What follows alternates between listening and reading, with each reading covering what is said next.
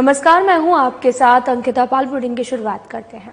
जयपुर में बीजेपी प्रदेश अध्यक्ष मदन राठौर ने विपक्ष के जातिवादी आरोपों पर भी पलटवार करते हुए कहा कि बीजेपी जातिवादी राजनीति नहीं करती है।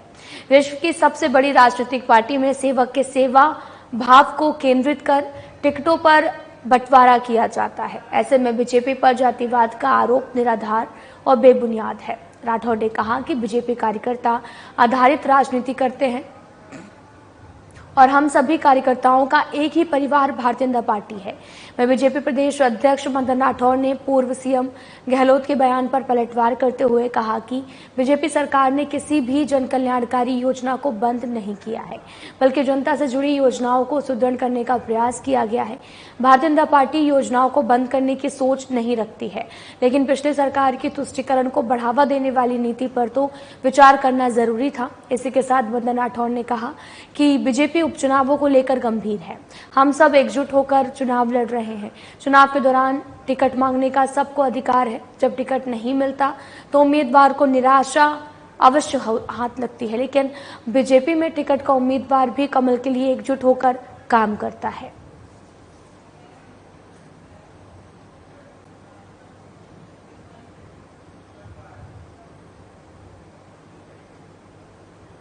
राजस्थान सरकार में कैबिनेट मंत्री कर्नल राज्यवर्धन राठौर ने अखिल राजस्थान प्रबोधक संघ की ओर से आयोजित जिला स्तरीय शैक्षिक सम्मेलन 2024 में सम्मिलित होकर प्रबुद्धजनों से संवाद किया। कर्नल राज्यवर्धन राठौर ने सभी भेंट कर दीप पर्व की बधाई और शुभकामनाएं दी। कर्नल राज्यवर्धन राठौर ने कहा कि प्रधानमंत्री नरेंद्र मोदी के प्रेरणादायी मार्गदर्शन में राष्ट्रीय शिक्षा नीति के कारण रोजगार परक शिक्षा प्राप्त करना, कौशल विकास, साक्षरता और उनके पहलुओं को बल मिला है। शिक्षकों के अंदर वो ताकत होती है कि वो पूरी पीढ़ी का निर्माण कर सकते हैं। देश के निर्माण में शिक्षकों की अत्यंत महत्वपूर्ण भूमिका है।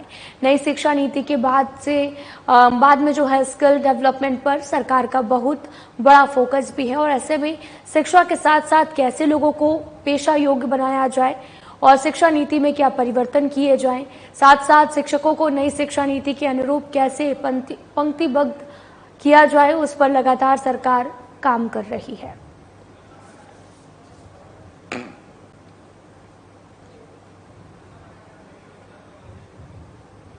राजस्थान सरकार में कैबिनेट मंत्री और झोटवाड़ा से लोकप्रिय बीजेपी विधायक कर्नल राज्यवर्धन राठौर ने दीप पर्व के पावन अवसर पर प्रदेशवासियों को शुभकामनाएं दी हैं। साथ ही स्थानीय दुकानदारों से दीपावली पर्व पर ऑर्गेनिक दिए खरीदे और कुशल क्षेम पूछा और साथ ही यूपीआई से पेमेंट किया है।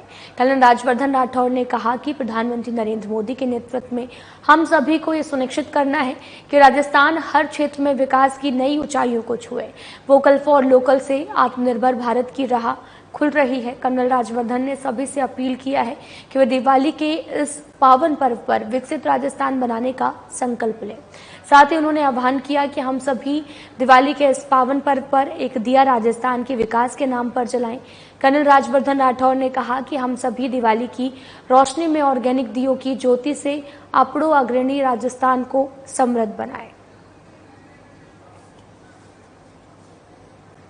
इस अमृत काल में वीरों की धरा और उत्सव की भूमि भारत की सभी माताओं बहनों को, बड़े बुजुर्गों, युवा साथी और सभी छोटों को दीपावली की बहुत बहुत शुभकामनाएं।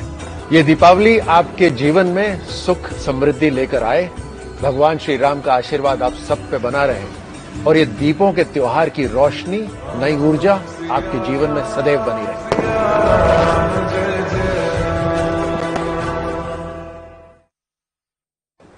बीकानेर, श्रीगंगानगर, हनुमानगढ़ और अनूपगढ़ जिलों में इंदिरा गांधी नहर परियोजना के प्रथम चरण के कमान क्षेत्र में राजस्थान जल क्षेत्र पुनः संरक्षण परियोजना के तहत किसानों के लिए 3, 5 और 7.5 HP के लगभग 5000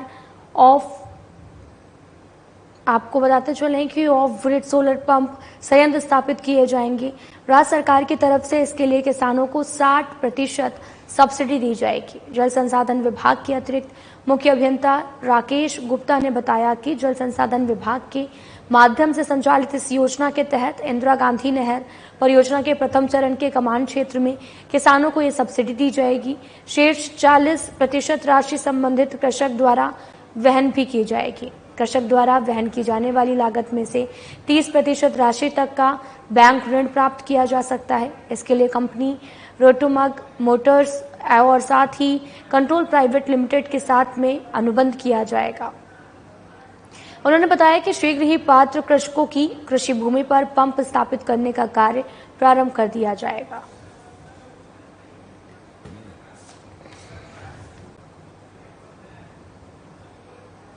बानसूर वृत्त अधिकारी कार्यालय में सीएलजी सदस्यों और व्यापारियों की बैठक कोटपुतली के वृत्त अधिकारी और बानसूर के कार्यवाहक सीईओ राजेंद्र बुड़कर और साथ ही बानसूर थाना प्रभारी सुरेंद्र मलिक ने ली है।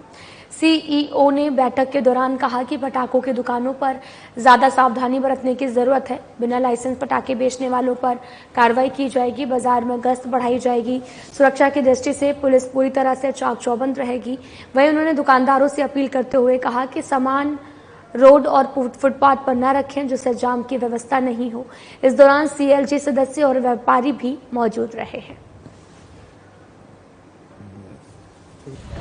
17-18 से सारे पटाखे एसोसिएशन के लोगों ने यहाँ पे अपने प्रशासन के निर्देश अनुसार यहाँ कुशलबाग मैदान में दुकानें लगाई है। इस बार भी प्रशासन और नगर परिषद के सहयोग से पटाखा व्यापारी को जिला प्रशासन द्वारा लाइसेंस जारी कर दिए गए और नगर परिषद के भी सहयोग से हमको दुकानों की लाइनिंग करके और नॉर्म सीएम के अनुसार जो भी दुकान हमको अलर्ट कराई है उन दुकानों में 5 फीट 10 फीट का जो गैप रख करके टीन शेड की दुकानें लगभग लोगों ने लगाई है और नगर परिषद और जिला परिषद का पूर्ण निर्देश अनुसार कुशलबाग मैदान में व्यापार लगभग सज धज के तैयार हो चुका है। बाजार कितनी दुकानें लगी?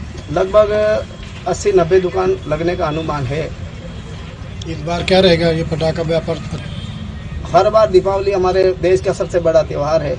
बड़े से लेके छोटे बच्चे से लेके बड़े तक मनाते हैं और बहुत ही हर्षोल्लास के साथ मनाते हैं और निश्चित रूप से हर बार हर छोटे से छोटा व्यापारी और बड़े से बड़ा व्यापारी उम्मीद लेके बैठा हुआ है और उसको उम्मीद पर हमारे बांसवाड़ा शहर की जनता, देश की जनता, हम सब व्यापारी को सहयोग करती है और बहुत ही धूमधाम से बढ़िया चलता है व्यापार हमारा।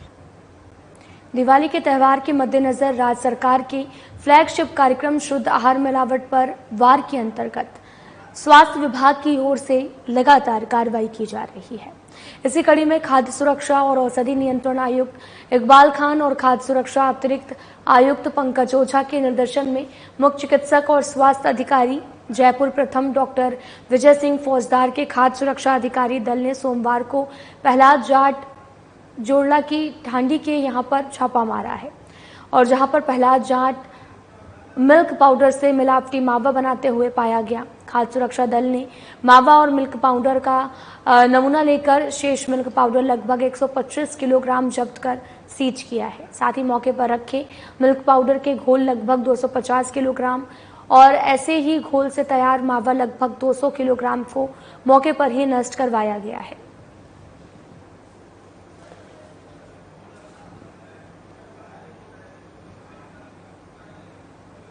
बांसवाड़ा शहर के कुशलबाग मैदान में दिवाली का पटाखा बाजार शुरू हो गया है और इस बार जिला प्रशासन ने 90 व्यापारियों को अस्थायी लाइसेंस दिए हैं। व्यापारियों ने अपनी दुकानें भी लगाना शुरू कर दी है। लोगों ने पटाखों की खरीदारी भी शुरू कर दी है। व्यापारियों की ओर से लोगों के बजट के हिसाब से 5 रुपए से लेकर 5,000 तक के पटाखे लगाए गए हैं। इस दौरान व्यापारी मुकेश भावसर ने ये भी बताया कि पटाखा बाजार में आगजनी से बचने के लिए सुरक्षा के पूरे इंतजाम किए गए हैं। कंट्रोल रूम बनाकर एक फायर ब्रिगेड को 24 घंटे तैनात किया गया है। इसके अलावा व्यवसायियों को भी हर दुकान में रेत अग्निशमन यंत्र रखने को प्रशासन ने निर्देश दिए हैं। इस बार दीपोत्सव 28 अक्टूबर से 3 नवंबर तक रहेगा। इससे पहले ही 27 अक्टूबर से पटाखा बाजार शुरू हो गया है।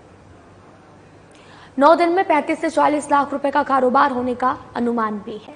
ग्राहकों के लिए विशेष कॉम्बो मिलेगा ताकि अलग अलग पटाखों को छांटने की जरूरत ना पड़े। कॉम्बो में मिक्स पटाखे होने से ग्राहकों से ज्यादा पसंद करते हैं।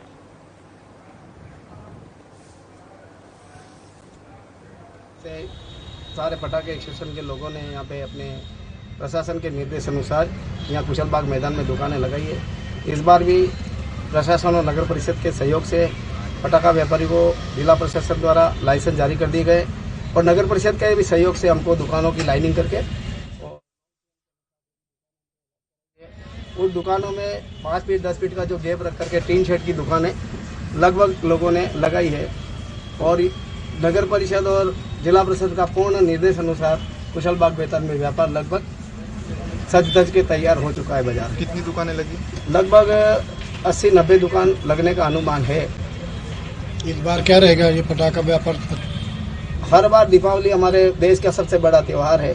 बड़े से लेके छोटे बच्चे से लेके बड़े तक मनाते हैं और बहुत ही हर्षोल्लास के साथ मनाते हैं और निश्चित रूप से हर बार हर छोटे से छोटा व्यापारी और बड़े से बड़ा व्यापारी उम्मीद लेके बैठा हुआ है और उसको उम्मीद पर हमारे बांसवाड़ा शहर की जनता, देश की जनता, हम सब व्यापारियों का सहयोग करती है और बहुत ही धूमधाम से बढ़िया चलता है व्यापार हमारा। कालबोध की दृष्टि से राजस्थानी साहित्य को मौखिक और लिखित दो अलग अलग रूपों में परिभाषित किया जाता है। इस दृष्टि से राजस्थानी मध्यकालीन और गद्य विधाएं जो हैं वो मौखिक साहित्य से जुड़ी हुई हैं, क्योंकि मध्यकालीन गद्य कहने की एक अनूठी कला रही है। राजस्थानी लोक साहित्य का ज्ञान शास्त्रीय ज्ञान से ज्यादा श्रेष्ठ और विशाल, ये विचार कवि आलोचक प्रोफेसर अर्जुन देव चारण ने साहित्य अकेदमी और नेहरू शारदा पीठ पीजी महाविद्यालय के संयुक्त तत्वाधान में रविवार को आयोजित मध्यकालीन राजस्थानी गद्य परंपरा विषयक 1 दिवसीय राष्ट्रीय परिसंवाद में अध्यक्षीय उद्बोधन में व्यक्त किए गए। उन्होंने कहा कि लोक साहित्य का सृजन सप्त ऋषियों ने किया था, जिसे लोक ने सहज रूप से स्वीकार किया, जो अपने आप में अद्भुत है। राष्ट्रीय परिसंवाद संयोजक डॉक्टर प्रशांत बिश्वा ने बताया कि उद्घाटन समारोह में मुख्य अतिथि प्रतिष्ठित विद्वान डॉक्टर लक्ष्मीकांत व्यास थे।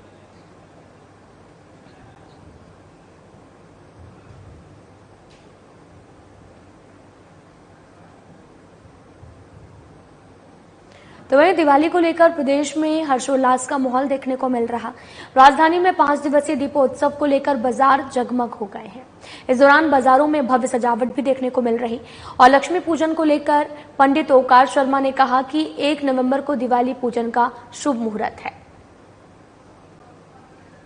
दीपावली का त्योहार हर्षोल्लास के साथ मनाने की तैयारियां शुरू हो गई है और इस बार दीपावली किस तरह से मनाएं, इसको लेकर हमने यहाँ के पंडित ज्योतिषाचार्य से खास बातचीत की है। पहले तो मैं सभी आपके चैनल को, सभी प्रदेशवासियों को दीपावली की मेरी तरफ से बहुत बहुत हार्दिक शुभकामनाएं और खुशहाली की कामना करता हूँ। दूसरा मैं ये बताना चाहता हूँ कि अभी देश में असमंजस की स्थिति बनी हुई है।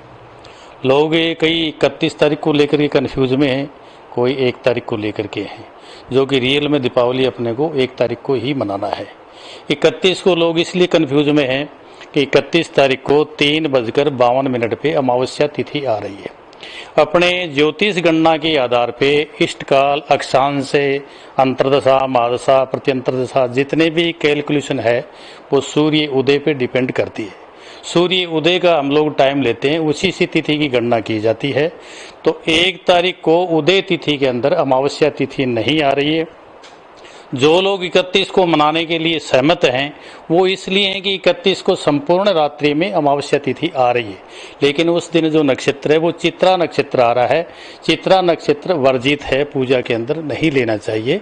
दूसरे दिन जो तिथि आ रही है 1 तारीख को अमावस्या, वो उदय तिथि में आ रही है और प्रदोष काल तक, सायंकाल तक 6:17 तक अमावस्या तिथि है, जिसके अंदर अपने को वृक्ष लगन, स्थिर लगन भी मिल रहा है और सबसे सर्वश्रेष्ठ स्वाति नक्षत्र अपने को मिल रहा है। पूजा वैसे तो 5 दिवसीय कार्यक्रम शुरू हो जाता है धनतेरस से। धनवंतरी जयंती आयुर्वेदिक में दधीची ऋषि की धनवंतरी जयंती से कुबेर पूजा प्रारंभ हो जाती है। 30 तारीख को धनवंतरी जयंती रहेगी। 31 तारीख को रूप चतुर्दशी, जिसको नरक चतुर्दशी भी बोलते हैं, जिसमें यम का दीपदान भी होता है, यमराज की पूजा भी की जाती है। और 1 तारीख को दीपावली अपनी राशि के अनुसार भी कर सकते हैं, प्लस बिना राशि के अगर आप करना चाहें तो शुभ, लाभ और अमृत और चर, ये 4 चौगड़ियाँ जो है आप पेपर में या कैलेंडर में या मोबाइल में, आजकल तो मीडिया का जमाना है, फास्टैग बहुत ज़्यादा हो गया, कहीं भी आप चौगड़ियाँ देख सकते हैं, उसके अनुरूप भी आप पूजा कर सकते हैं।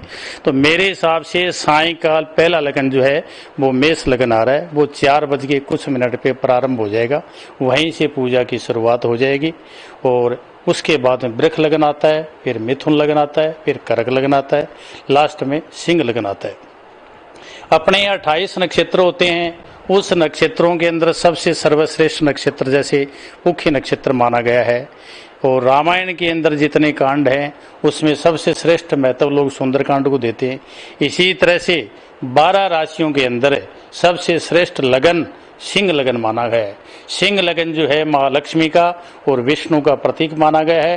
रात्रि काल में महालक्ष्मी का विशेष आगमन होता है, चाहे व्यापार में हो, फैक्ट्री में हो, रेजिडेंस में हो, मध्यम वर्ग का आदमी हो, उद्योगपति हो, सामान्य वर्ग का हो, महालक्ष्मी की कृपा सब पे रहती है। ऐसा नहीं है कोई पैसे वाला ज्यादा तो ज्यादा रहेगी, महालक्ष्मी की और भगवान की कृपा सब पे सदैव रहती है। सिर्फ भाव पे ही डिपेंड करता है आदमी किस रूप से भगवान की आराधना करता है, कैसे भगवान को बुलाने का आह्वान करता है। तो सिंह लगन में जो लोग पूजा कर सकते हैं वो रात्रि को 1:03 पे सिंह लगन आता है और 3:03 तक रहेगा। इस दौरान सूर्य अस्त के साथ में आप दीपदान करें और घर के द्वार के ऊपर दीपक वगैरह जलाएं। उसके बाद में भोजन बना करके महालक्ष्मी के भोग लगाएं। बाजार में इधर उधर घूमना सब करके रात्रि काल में सिंह लगन में अगर आप पूजा करें तो मेरा ये निवेदन है कि आपके दिन दोगुनी रात चौगुनी, व्यापार में विशेष वृद्धि और संयोग बनेगा और माँ की विशेष कृपा आपके ऊपर बनी रहेगी। पंडित ओंकार शर्मा, जयपुर से, वास्तु एवं ज्योतिष विशेषज्ञ। लास्ट में फिर मैं एक बार निवेदन करना चाहूँगा कि लगन और चौगुड़िया के अनुरूप ही सब पूजा करें, और ईस्ट और नॉर्थ का जो कोना होता है, चाहे इस अपने घर के अंदर हो, चाहे फैक्ट्री में हो, चाहे फ्लैट में हो, वहाँ पर एक चौकी लगाएं। चौकी ऊपर लाल सफ़ेद वस्त्र लगाएं और एक नारियल पे पीला वस्त्र बांध करके गणेश जी और लक्ष्मी जी की जोड़े सहित प्रतिमा को वहाँ विराजमान करें। कमलगट्टे चढ़ाएं, हल्दी की गांठ चढ़ाएं, साबुत धनिया चढ़ाएं। ये सब चीज़ें रख करके सुपारी का गणेश जी मौली प्लेट करके रखें। परिवार के सहित सभी लोग बैठ करके लक्ष्मी और गणेश और भगवान विष्णु की आराधना करें, भगवान राम की आराधना करें और फिर लक्ष्मी माता की आरती करें। दूसरे दिन सुबह विसर्जन करें और गणेश जी लक्ष्मी जी की जो प्रतिमा है वो अपने कुबेर की अलमारी जो बनी होती है गोदरेज की, वेस्ट और साउथ के कोने में जो मास्टर बेडरूम में होती है वहाँ पे उसको विराजमान करें। और पूरे प्रदेशवासियों को मेरी तरफ से बहुत बहुत हार्दिक शुभकामनाएं। परिवार में खुशहाली रहे सभी के, और पूरे देश में खुशहाली और धन धान्य से परिपूर्ण है। इन्हीं शुभकामनाओं के साथ जय श्री राधे। तो वहीं जयपुर जवाहर कला केंद्र की ओर से आयोजित 27वां लोक रंग महोत्सव अपने परवान पर है। महोत्सव के अंतर्गत लगे राष्ट्रीय हस्तशिल्प मेले और राष्ट्रीय लोक नृत्य समारोह में लोगों का उत्साह देखते ही बनता है। भारत के विराट मनोरम सांस्कृतिक स्वरूप से साक्षात्कार करने वाले लोक रंग महोत्सव का आज आखिरी दिन है। मध्यवर्ती में सोमवार को विशेष भारत मिलन प्रस्तुति होगी, जिसमें सभी प्रदेशों से आए कलाकार एक मंच पर आकर भारतीय संस्कृति के वैभव को साकार करेंगे। और दीपमाला से जहां पर उत्साह की रोशनी फैलेगी, वहीं अंत में निकलने वाली शोभा यात्रा में देश की विविधता की मनोरम झांकी देखने को मिलेगी।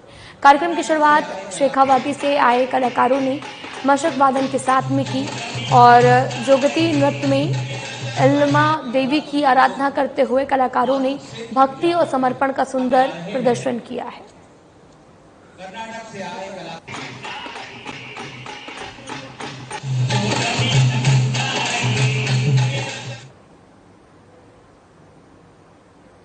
बीकानेर में जिला कलेक्टर नम्रता वैश्विन के निर्देशानुसार कृषि विभाग की ओर से रविवार को बड़ी कार्रवाई की गई। संयुक्त निदेशक कैलाश चौधरी के नेतृत्व में सहायक निर्देशक भैराराम गोदारा और सुभाष बिश्नोई, महेंद्र प्रताप, ओम प्रकाश सहित कृषि विभाग टीम ने मयूर विहार कॉलोनी में अवैध गोदाम से नकली डीएपी और अन्य के 305 कट्टों का जखीरा पकड़ा है। अवैध रूप से संचालित हो रहे गोदाम में इनके साथ में मोलासेज पोटाश के 50 बैग और सागरिका के 3 बैग और 1900 खाली बैग के साथ में सिलाई मशीन भी पकड़ी है। यह अवैध गोदाम प्लाट नंबर में था यहाँ पर, जहाँ पर लांबा की ओर से नकली डीएपी और साथ ही अन्य सामग्री को जब्त किया गया है। फिलहाल पूरे मामले की जांच लगातार जारी है। साथ ही अवैध भंडारण और पैकेजिंग कार्य भी यहाँ पर किया जा रहा था। श्रमिक परविंदर ने बताया कि कार्रवाई के दौरान अजय नाम का व्यक्ति मौके से भाग निकला। मौके पर बरामद नकली डीएपी और साथ ही अन्य के कट्टे टीम की तरफ से भी सीज किए गए। इसके अतिरिक्त 1900 थैले मौके से खाली भी बरामद हुए हैं।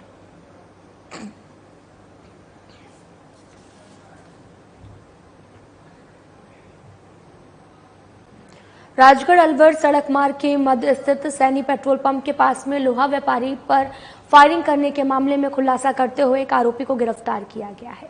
ग्रामीण एएसपी डॉक्टर प्रियंका यदुवंशी ने बताया कि 24 अक्टूबर को राजगढ़ कस्बा निवासी लोहा व्यापारी हरिशंकर गुप्ता और मूनपुर लोहा गोदाम से राजगढ़ आ रहे थे, जिनको अज्ञात बदमाश ने कार से पीछा कर टायर में गोली मारकर गाड़ी आगे लगवाकर रुकवाई है। इस पर पुलिस ने मामला दर्ज कर त्वरित कार्रवाई करते हुए टीम को गठित किया। जो गठित टीम है उसने कार्रवाई करते हुए तकनीकी सहायता से घटना से खुलासा करते हुए वारदात को अंजाम देने वाले मुख्य सरगना दौसा जिले के महवा थाने के हिस्से शटर भगवान साहे उर्फ काड़ू को गिरफ्तार किया है। आरोपी के खिलाफ कई थानों में कुल 26 मामले दर्ज हैं। पुलिस इन आरोपियों की तलाश में जुटी हुई है। लोहा व्यापारी हैं, उनका अपने गोदाम से घर जाते वक्त उनके साथ लूट भी हुई थी और उस वक्त फायरिंग की घटना भी हुई थी।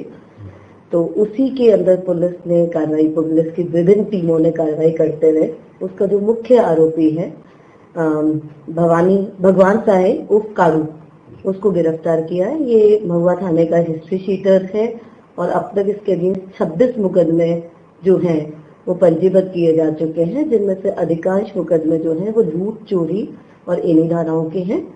इसके अंदर जो पुलिस ने टीमें बनाई थी उनके अंदर से उसका विवरण हम आपको बाद में दे देंगे, पर विशेष तौर पे महुआ एसएचओ राजगढ़, इसके अलावा संदीप जो साइबर के अंदर है और कोठी नारायणपुर के जो पुलिस स्टाफ है रमेश जी और इनका महती भूमिका रही है, जिन्होंने कि इसको डिसिफर करने में हमारी मदद की है। और कितना खुलासा हुआ है? अभी तो पूछताछ जारी है और उसके हिसाब से फिर जो भी चीज सामने आएगी उसके अंदर से उसी के हिसाब से कार्रवाई की। बानसूर के हरसौरा थाना पुलिस ने एरिया डोमिनेशन अभियान के तहत में कार्रवाई करते हुए आपको बताते चले कि फायर आर्म्स और चालानशुदा अपराधियों और सोशल मीडिया पर अपराधियों को फॉलो करने के खिलाफ कार्रवाई करते हुए 10 आरोपियों को गिरफ्तार किया है। और थाना प्रभारी प्रदीप कुमार ने जानकारी देते हुए बताया कि जिला पुलिस अधीक्षक की ओर से क्षेत्र में एरिया डोमिनेशन अभियान चलाया जा रहा, जिसका लेकर जो अपराधियों के खिलाफ लगातार कार्रवाई की जा रही। इसी दौरान फायर आर्म्स में चालानशुदा 2 लोगों को गिरफ्तार किया गया है। सोशल मीडिया पर अपराधियों को फॉलो करने वाले आरोपियों को गिरफ्तार किया गया, जिसमें विक्रम गुर्जर, शुभराम गुर्जर, रवीन मेघवाल, नरेश गुर्जर सहित अन्य आरोपियों को गिरफ्तार किया गया है।